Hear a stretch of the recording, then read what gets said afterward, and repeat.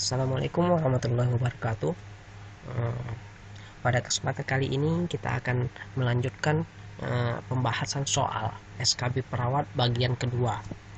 Sebelum dilanjutkan, ada baiknya jangan lupa di subscribe channel kita Ners, like, and share agar eh, channel ini lebih berkembang dan lebih semangat lagi untuk membuat konten-konten yang lebih bermanfaat bagi rekan sejawat. Baiklah, selanjutnya kita langsung masuk ke soal yang pertama. Soal yang pertama ini, seorang anak berusia 16 tahun sedang dirawat di rumah sakit jiwa sejak tahun 1 minggu yang lalu. Pasien berteriak-teriak sambil menutup wajahnya dan mengatakan kepada semua orang, "Awas, jangan dekat-dekat, ada bayangan yang akan masuk ke tubuh. Awas, jangan duduk di sana." Manakah strategi komunikasi pada kasus tersebut? Yang pertama, coba adik ceritakan seperti apa bayangan itu. B. Adik kalau bayangan itu datang, ucapkan dalam hati kalau itu tidak nyata. C. Adik, jangan lupa obatnya diminum ya. D. Baiklah, terima kasih, Dek, sudah mau melihat bayangan itu.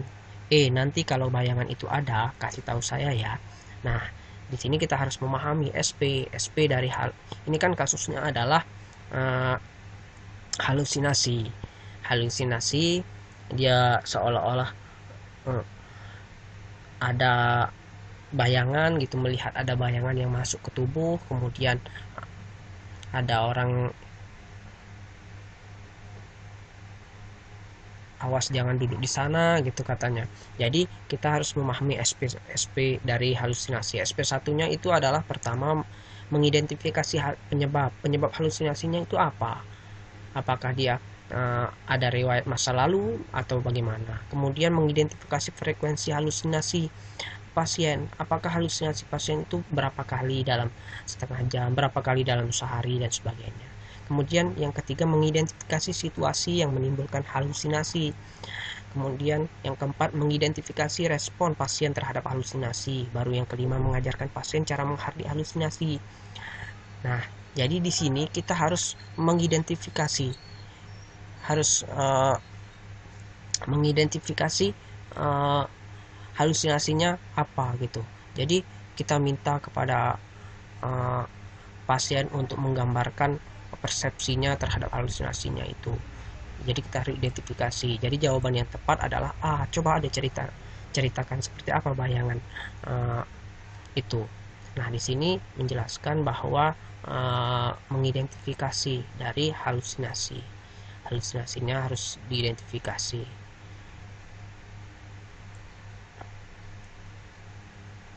Jadi itu jawabannya. Jadi harus paham dulu SP-nya, SP1, SP2, tergantung dengan masalah keperawatannya. Kemudian selanjutnya, seorang laki-laki umur 30 tahun mengalami kecelakaan dan harus diamputasi. Pada saat pengkajian, klien tampak tegang dan tidak mau menatap perawat dan gelisah, berteriak, "Mengapa ini bisa terjadi pada saya? Saya tidak mau diamputasi. Bagaimana saya berjalan nanti? Apakah fase kehilangan pada kasus tersebut?" Nah, di sini ada kata-kata "kenapa terjadi pada saya", kemudian "bagaimana saya", pokoknya kalau ada kata-kata "kenapa terjadi pada saya", "bagaimana saya berjalan", ia sudah melewati denial bergaining karena sudah menyadari dia harus diamputasi dengan kata "bagaimana saya harus berjalan nanti". Jadi dia sudah melewati proses dari fase kehilangan itu. Jadi jawaban yang tepat adalah D. Depresi. Ini harus paham dulu tentang fase kehilangan itu apa-apa saja gitu. Kemudian selanjutnya, seorang laki-laki usia 30 tahun dibawa ke unit psikiatri setelah menangis terus-menerus dan tidak mau keluar kamar. Klien mengatakan dirinya jelek, miskin, tidak menarik, dan tidak berguna. 1 tahun yang lalu terkena longsor yang menenggut nyawa ibunya. Klien di PHK dari tempat kerja, kemudian mencari kerja lagi, tapi selalu ditolak. 1 bulan yang lalu pacar yang dicintainya tiba-tiba menikah dengan juragan di kampungnya. Apakah presentasi pada kasus tersebut? Nah, di sini opsinya adalah A. Ibunya meninggal dunia, B. Di PHK dari tempat kerjanya, C. Rumahnya terkena longsor, D. Selalu ditolak dalam mencari kerja, pacarnya menikah lagi dengan juragan. Nah, di sini kita harus pahami dulu presipitasi itu apa? Faktor pencetus ya. Kalau predisposisi adalah faktor pendukung. Kalau presipitasi, faktor pencetusnya itu faktor yang eh, kurang dari 6 bulan atau lebih tepatnya menjadi pemicu terjadinya eh, gangguan pada pasien ini. Jadi jawaban yang jawaban pada kasus ini adalah pacarnya menikah lagi dengan juragan. Ini tiba-tiba menikah dengan juragan di kampungnya. Nah, itu jawabannya yang menjadi pencetus. Kemudian selanjutnya, Nyonya A mengalami kanker payudara. Setelah diberitahu hasil biopsi payudara, ternyata ada keganasan. Dia menyangkal bahwa dirinya tidak pernah dilakukan biopsi. Mekanisme ego apakah yang digunakan oleh Nyonya A? A. Kompensasi, B. Displacement, C. Denial, D. Isolasi, E. Introyeksi. Nah, di sini kita harus paham dulu apa itu kompensasi, displacement, denial, isolasi, introyeksi. Kompensasi adalah proses di mana seseorang memperbaiki penurunan citra diri dengan secara tegas menonjolkan keistimewaan atau kelebihan yang dimilikinya. Kemudian pemindahan atau displacement adalah pengalihan emosi yang semula ditujukan pada seorang atau benda tertentu yang biasanya netral atau kurang mengancam terhadap dirinya. Kemudian penyangkalan, denial, menyatakan ketidaksetujuan terhadap realitas dengan mengingkari realitas tersebut. Mekanisme pertahanan ini paling sederhana dan primitif. Kemudian selanjutnya adalah introjeksi. Introjeksi ini adalah mengikuti norma-norma dari luar sehingga ego tidak lagi terganggu oleh ancaman dari luar, pembentukan superego. Kemudian kalau isolasi ini adalah menyendiri atau melakukan isolasi, menghindari kontak dengan orang luar atau dengan lingkungan gitu, itu isolasi.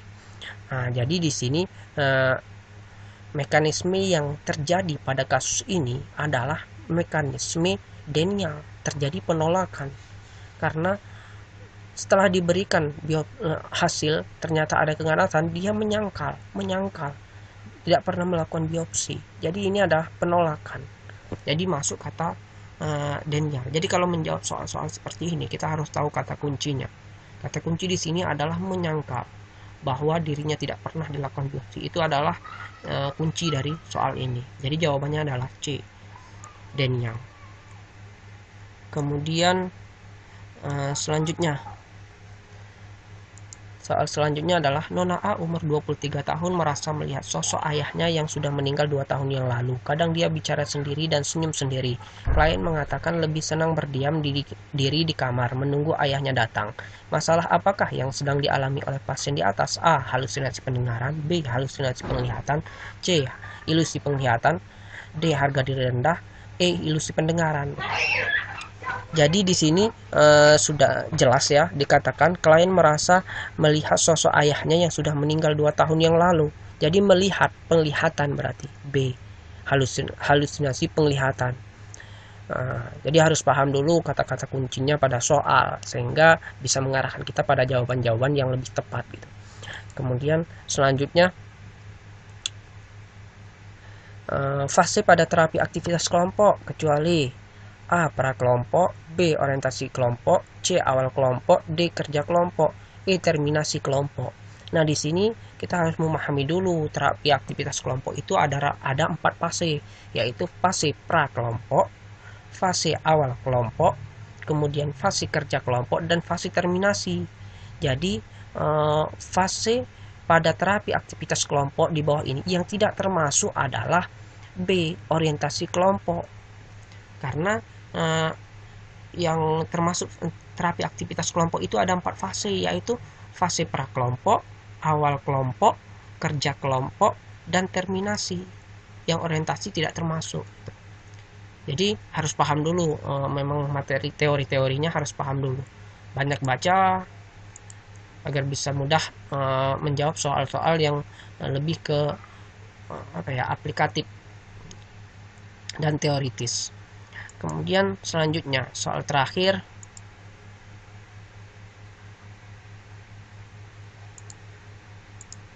Soal terakhir adalah terapi perilaku yang sesuai untuk pasien dengan fobia adalah A. Role model, B. Conditioning operan, C. Desensitisasi sistematis, D. Pengendalian diri, E. Terapi aversi atau relax kondisi. Nah, di sini terapi perilaku yang sangat cocok diterapkan pada klien fobia itu adalah teknik desensitisasi sistematis, yaitu teknik mengatasi kecemasan terhadap sesuatu stimulus atau kondisi dengan cara bertahap dalam keadaan rileks. Kemudian secara bertahap klien diperkenalkan atau dipaparkan terhadap stimulus atau stimulasi atau situasi yang menimbulkan kecemasan. Intensitas pemaparan stimulus makin meningkat seiring dengan toleransi klien terhadap stimulus tersebut. Hasil akhir dari terapi ini adalah klien berhasil mengatasi kecemasan atau ketakutannya akan stimulus tersebut. Jadi dia orang fobia ini, pasien dengan fobia itu terapi perilakunya diberikan stimulus secara bertahap. Jadi semakin tinggi rangsangannya, dia semakin tinggi lagi pengendalian fobianya. Jadi dia mampu mengendalikan fobianya itu. Jadi jawaban yang tepat adalah C, desensitisasi sistematis. Itu lebih sesuai dengan fobia karena memberikan stimulus secara bertahap sehingga pasien yang fobia ini mampu mengatasinya secara bertahap sehingga dapat menurunkan atau mengatasi kecemasannya atau ketakutannya terhadap stimulus itu. Nah, mungkin cukup sekian dulu pembahasan soal SKB kita pada kesempatan kali ini. Terima kasih atas perhatiannya. Jangan lupa di subscribe channel kita Nurse, like and share agar lebih bermanfaat untuk rekan-rekan sekalian dan lebih semangat lagi untuk membuatkan konten yang lebih baik lagi. Terima kasih. Wassalamualaikum warahmatullahi wabarakatuh.